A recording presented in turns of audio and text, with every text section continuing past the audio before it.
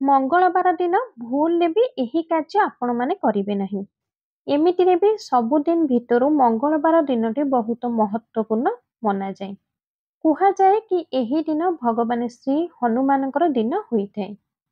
ଏହି ଦିନ ହନୁମାନଙ୍କ ପୂଜା ବି କରାଯାଏ।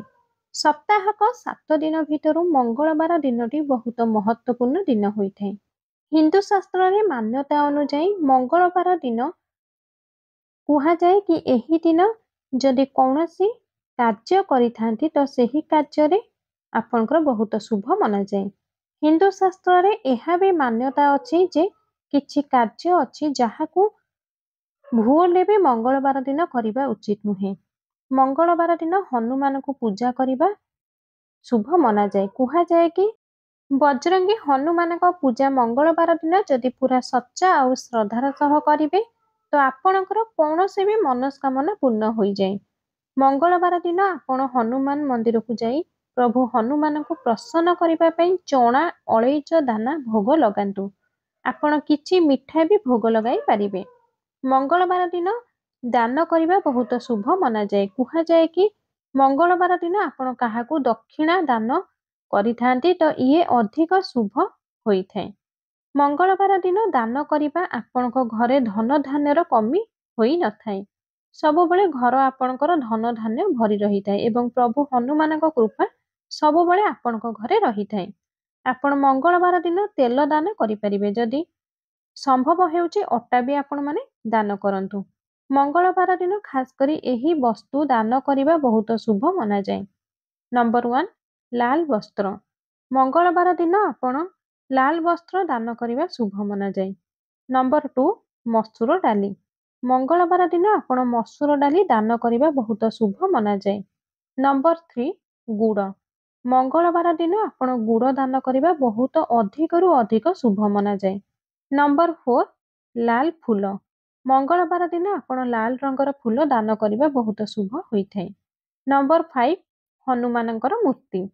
ମଙ୍ଗଳବାର ଦିନ ହନୁମାନଙ୍କର ମୂର୍ତ୍ତି ଆପଣମାନେ ଦାନ କରନ୍ତୁ। ଏହା ବହୁତ ଶୁଭ ମନାଯାଏ। ନମ୍ବର 6 ତେଲ। ମଙ୍ଗଳବାର ଦିନ ଆପଣ ତେଲ ଦାନ କରିବା ଅଧିକରୁ ଅଧିକ ଶୁଭ ହୋଇଥାଏ। ନମ୍ବର 7 ସିନ୍ଦୁର। ମଙ୍ଗଳବାର ଦିନ ସିନ୍ଦୁର ଦାନ କରିବା ବହୁତ ଶୁଭ ମନାଯାଏ। ଲାଲ ଚନ୍ଦନ ଆପଣ ମଙ୍ଗଳବାର ଦିନ ଦାନ କରିବା ଆହୁରି ଶୁଭ ହୋଇଥାଏ। ଆସନ୍ତୁ ଜାଣିବା ଦାନ କରିବାର ନିୟମ କ'ଣ ରହିଛି। ଦାନ କରିବାର ନିୟମ ହେଉଛି ସକାଳ ଏବଂ ସନ୍ଧ୍ୟା ଟାଇମ୍ ବହୁତ ଶୁଭ ହୋଇଥାଏ। ଦାନ କରିବା ପୂର୍ବରୁ ପ୍ରଥମେ ଆପଣମାନେ ସ୍ନାନ କରିଥିବା ଦରକାର। ଦାନ କରିବା ସମୟରେ ହନୁମାନଙ୍କୁ ପୂଜା କରିଥିବା ଦରକାର। ଦାନ କରିବା ସମୟରେ ଆପଣଙ୍କ ହାତରେ ଲାଲ ବସ୍ତୁ କିମ୍ବା ଲାଲ ରଙ୍ଗର ଫୁଲ ଥିବା ଦରକାର।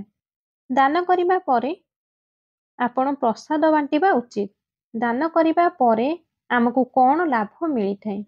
ମଙ୍ଗଳବାର ଦିନ ଦାନ କରିବା ଦ୍ୱାରା ହନୁମାନଙ୍କର କୃପା ଆମକୁ ପ୍ରାପ୍ତ ହୋଇଥାଏ।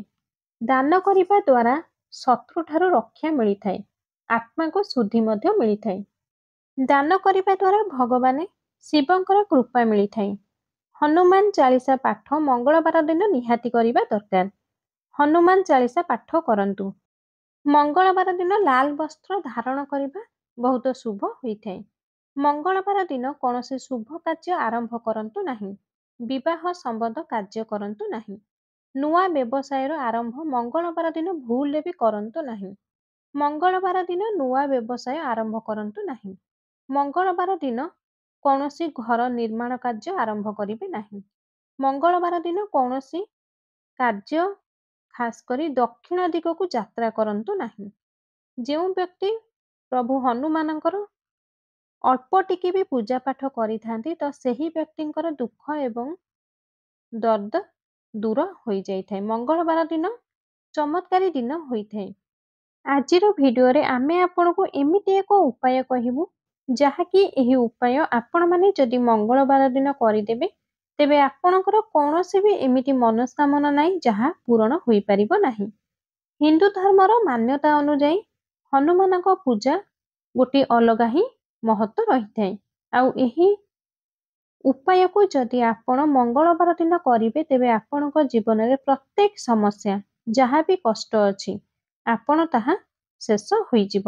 ଏବଂ ଆପଣଙ୍କ ଜୀବନରେ ଧନଜନିତ ସମସ୍ୟା ତୁରନ୍ତରୁ ତୁରନ୍ତ ଦୂର ହୋଇଯିବ। ଆପଣଙ୍କ ଜୀବନରେ ଯେଉଁ ଧନ ଆସିବାର ବାଟ ବନ୍ଦ ହୋଇଯାଇଥିଲା, ଧନ ଆସିବାର ସବୁ ରାସ୍ତା ଖୋଲିଯିବ। ଆଉ ଥରେ ଯେଉଁ ଧନ ଆସିବ ତାହା ଅଧିକରୁ ଅଧିକ ବୃଦ୍ଧି ହେବ। ପ୍ରଭୁ ହନୁମାନ ଆପଣଙ୍କର ଅଳ୍ପ ପୂଜାରେ ମଧ୍ୟ ସନ୍ତୁଷ୍ଟ ହୋଇଯାଆନ୍ତି। କିନ୍ତୁ ଆପଣଙ୍କର ଯଦି ହନୁମାନଙ୍କ ପୂଜାରେ କିଛି ଭୁଲ କରିଦିଅନ୍ତି, ତ ବହୁତ ଜଲ୍ଦି ପ୍ରଭୁ ହନୁମାନ ଆପଣଙ୍କ ଉପରେ ରାଗି ଯାଇଥାନ୍ତି। ଆଜିର ଭିଡିଓରେ ଆମେ ଆପଣଙ୍କୁ ଜଣାଇବୁ କି ମଙ୍ଗଳବାର ଦିନ ଆପଣ କେଉଁ ଉପାୟ କରିବେ, ଯାହାଦ୍ୱାରା ପ୍ରଭୁ ହନୁମାନ ଆପଣଙ୍କ ଉପରେ କେବେ ବି ରୁଷ୍ଟ କରିବେ ନାହିଁ। ଯଦି ଆପଣ ଚାକିରି ପାଇଁ ପ୍ରିପେୟାର ହେଉଛନ୍ତି, ଆପଣ ଚାକିରି ହେଇପାରୁନାହିଁ, ଆପଣଙ୍କର ବ୍ୟବସାୟ ବନ୍ଦ ହୋଇ ପଡ଼ିଛି, ସବୁବେଳେ ଆପଣଙ୍କ ଘରେ ଗୃହକଳି ଲାଗି ରହୁଛି, ତ ଏହାର ମୁଖ୍ୟ କାରଣ ହେଉଛି ଆପଣଙ୍କର ମଙ୍ଗଳ ଗ୍ରହ ବହୁତ କମଜୋର ଅଛି। ଆପଣ ପ୍ରତ୍ୟେକ ଦିନ ଆପଣଙ୍କର ଜଣା ଅଜାଣତରେ ଏମିତି କିଛି ଭୁଲ କରିଥାନ୍ତି ଯାହାକି ଆପଣଙ୍କୁ ଜଣା ନଥାଏ, ଯାହାଦ୍ୱାରା କି ଆପଣଙ୍କର ମଙ୍ଗଳ ଗ୍ରହ କମଜୋର ହେବାରେ ଲାଗିଥାଏ। ଆଉ ଆଜିର ଭିଡିଓରେ ଆମେ ଆପଣଙ୍କୁ ଜଣାଇବୁ ଯେ ମଙ୍ଗଳବାର ଦିନ ଆପଣ କ'ଣ ସବୁ ଭୁଲ କରିବେ ନାହିଁ ଏବଂ ମଙ୍ଗଳବାର ଦିନ କେଉଁ ଉପାୟକୁ କରିକି ଆପଣଙ୍କୁ ସାକ୍ଷାତ ହନୁମାନ ମହାରାଜାଙ୍କର ଆଶୀର୍ବାଦ ପ୍ରାପ୍ତ କରିପାରିବେ। ଆପଣଙ୍କୁ ଅନୁରୋଧ, ଯଦି ଆପଣମାନେ ପ୍ରଭୁ ହନୁମାନଙ୍କର ଭକ୍ତ ଆଉ ଆପଣମାନେ ଚାହାନ୍ତି କି ହନୁମାନ ମହାରାଜଙ୍କ ଆଶୀର୍ବାଦକୁ ଆପଣ ଜୀବନରେ ଧନର ବର୍ଷା ହେଉ, କେବେ ବି ଆପଣଙ୍କର ଧନ କମି ନ ହେଉ, ତେବେ ଏହି ଭିଡିଓଟିକୁ ଗୋଟିଏ ଲାଇକ୍ କରିଦିଅନ୍ତୁ ଏବଂ କମେଣ୍ଟ ବକ୍ସରେ ଜୟ ବଜରଙ୍ଗୀ ଜୟ ହନୁମାନ ଅବଶ୍ୟ ଲେଖନ୍ତୁ ଏବଂ ଆମ ଚ୍ୟାନେଲରେ ନୂଆ ଥିଲେ ଚ୍ୟାନେଲଟିକୁ ଥରେ ସବସ୍କ୍ରାଇବ୍ କରିଦିଅନ୍ତୁ। ତେବେ ଆସନ୍ତୁ ଜାଣିବା ମଙ୍ଗଳବାର ଦିନ ଏମିତି କେଉଁ ଭୁଲ ଆପଣମାନେ ଭୁଲରେ ବି କରିବେ ନାହିଁ। ହନୁମାନଙ୍କୁ ଲଡୁ ବହୁତ ପସନ୍ଦ ହୋଇଥାଏ, ତ ପ୍ରତ୍ୟେକ ବ୍ୟକ୍ତି ଲଡୁକୁ ହନୁମାନଙ୍କ ପାଖରେ ଭୋଗ ଲଗାଇଥାନ୍ତି, କିନ୍ତୁ ବହୁତ ସାରା ଲୋକଙ୍କୁ ଏହା ଜଣା ନଥାଏ କି ହନୁମାନଙ୍କୁ କ୍ଷୀରରେ ପ୍ରସ୍ତୁତ ମିଠାଇ ଭୁଲରେ ବି ଭୋଗ ଲଗାନ୍ତୁ ନାହିଁ। ଏହା ଦ୍ୱାରା ପ୍ରଭୁ ହନୁମାନ ରୁଷ୍ଟ ହୋଇଯାଆନ୍ତି। ଯେବେ ବି ଆପଣ ଭୋଗ ଲଗାଉଛନ୍ତି ହନୁମାନଙ୍କୁ, ତ ବୁନ୍ଦି ବା ବେସନ ଲଡୁ ଭୋଗ ଲଗାନ୍ତୁ। ଆପଣ ମଙ୍ଗଳବାର ଦିନ ଲୁଣ କେବେ ବି କିଣିକି ଆଣନ୍ତୁ ନାହିଁ କିମ୍ବା ଲୁଣ କାହାଠାରୁ ଧାର ହିସାବରେ ବି ଆଣନ୍ତୁ ନାହିଁ। ଖାଇବା ସମୟରେ ଲୁଣ ସାମ୍ନାରେ ରଖନ୍ତୁ ନାହିଁ। ମଙ୍ଗଳବାର ଦିନ କାହାକୁ ବି ଲୁଣ ଆପଣ ଧାର ଦିଅନ୍ତୁ ନାହିଁ। ମଙ୍ଗଳବାର ଦିନ ପଇସା କେବେ ବି କାହାଠାରୁ ଧାର ନିଅନ୍ତୁ ନାହିଁ କି କାହାକୁ ବି ଧାର ଦିଅନ୍ତୁ ନାହିଁ।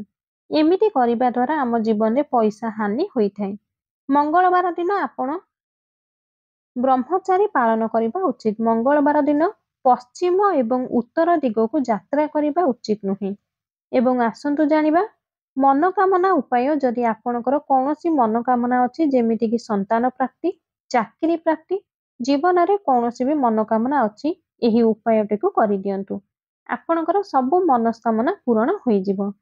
ଏହି ଉପାୟକୁ ଆପଣ 7ଟି ମଙ୍ଗଳବାର କରିବାକୁ ପଡ଼ିବ। ମଙ୍ଗଳବାର ଦିନ ଆପଣ ସକାଳୁ ଉଠି ସ୍ନାନ ସାରି ଘର ପାଖରେ ଥିବା ଓସ୍ତ ଗଛକୁ ଯାଇ ଓସ୍ତ ଗଛରୁ କିଛି ପତ୍ର ତୋଳିକି ଗୋଟିଏ ମାଳ ତିଆରି କରିଦେବେ ଆଉ ସେହି ମାଳାକୁ ହନୁମାନଙ୍କ ଉପରେ ଚଢ଼ାଇ ଦେବେ। ଏପରି ଆପଣ 7ଟି ମଙ୍ଗଳବାର କରିବେ। ଆପଣଙ୍କର ମନସ୍କାମନା ହନୁମାନଙ୍କୁ ଜଣାଇବେ। ଯାହା ବି ମନସ୍କାମନା ଅଛି ଆପଣ ହନୁମାନ ଠାକୁରଙ୍କୁ ପ୍ରାର୍ଥନା କରିବେ। ଦେଖିବେ ହନୁମାନଙ୍କ ଆଶୀର୍ବାଦରୁ ଆପଣଙ୍କର ମନସ୍କାମନା ଅବଶ୍ୟ ପୂରଣ ହୋଇଯିବ।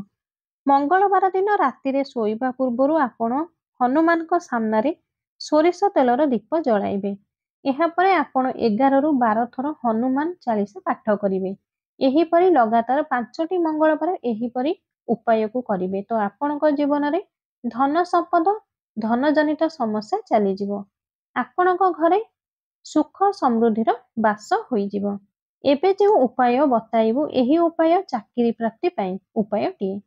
ଯଦି ଏହି ଉପାୟ ଆପଣ କରିବେ ତ ଅବଶ୍ୟ ଆପଣଙ୍କର ଚାକିରି ହୋଇଯିବ।